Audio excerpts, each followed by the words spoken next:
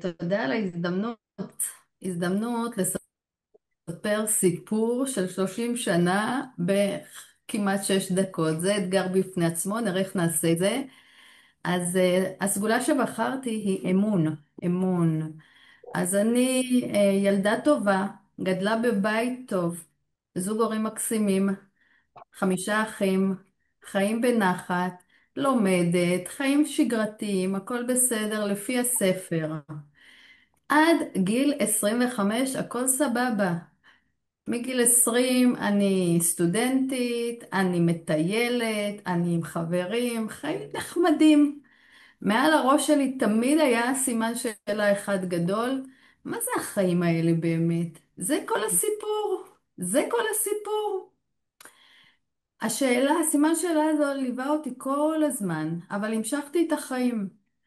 הפכתי להיות אשת חינוך, גננת, ומאוד מאוד נהניתי מהמקצוע. אמרתי, וואי, איזה בחירה עשיתי.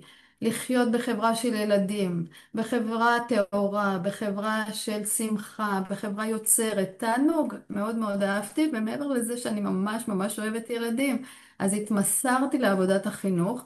מעבר לעובדה שגם היה חודשיים חופש בשנה, אז ורד נוסעת כל חופש לטייל פעם בהודו, פעם בדרום אמריקה, נהנית מהחיים. עד לנקודת מפנה, גיל 26.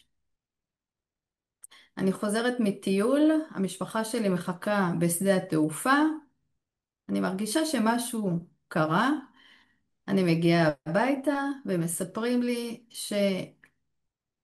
שאישה מאוד מאוד קרובה לליבי נהרגה בתאונת דרכים, וככה היא יוצאת לי מהחיים.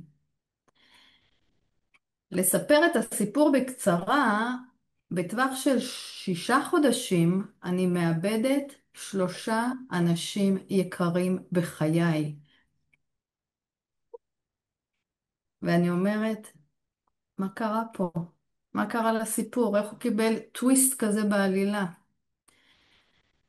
איך אומרים? מהר גבוה אני מתחילה הידרדרות. אחד האנשים שאיבדתי זה אחי היקר, שהיה צעיר ממני בשנתיים.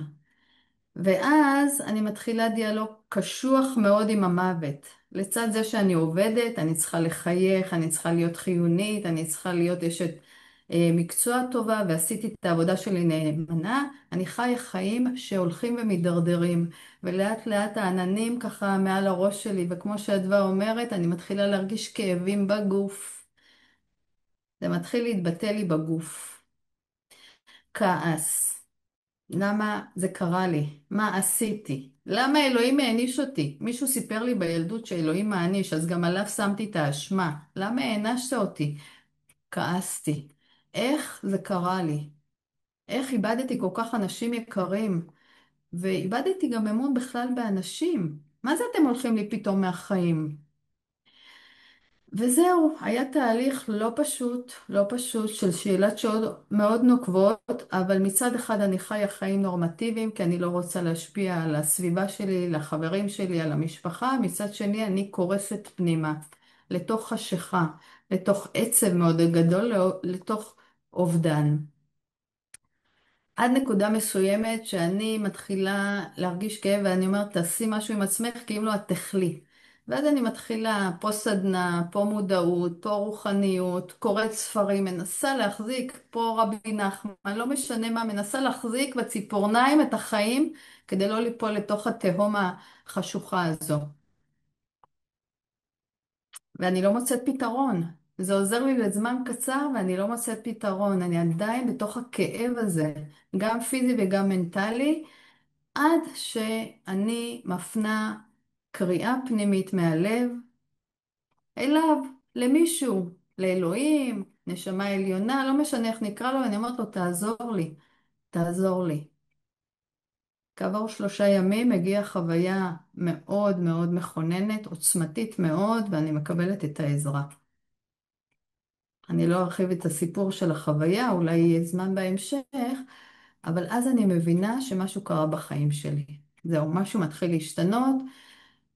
תוך מספר שבועות נפתח הדלת של עולם המדיטציה של הרג'ה יוגה של אברהם קומאריס, ואני מתיישבת במדיטציה הראשונה, ושוב פעם חוויה מאוד עוצמתית, ואני מבינה שהגעתי הביתה.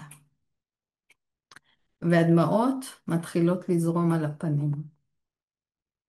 ופה מתחיל הסיפור מההתחלה, אני מתחילה לשקם את כל מה שנהרס בפנים עם הלימודים של הרג'ה יוגה.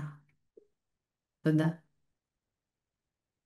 וואו, ורד, קודם כל הסיפור שלך אתה ממש מרגיש איך הסגולה נבנתה מתוך חיים שלמים.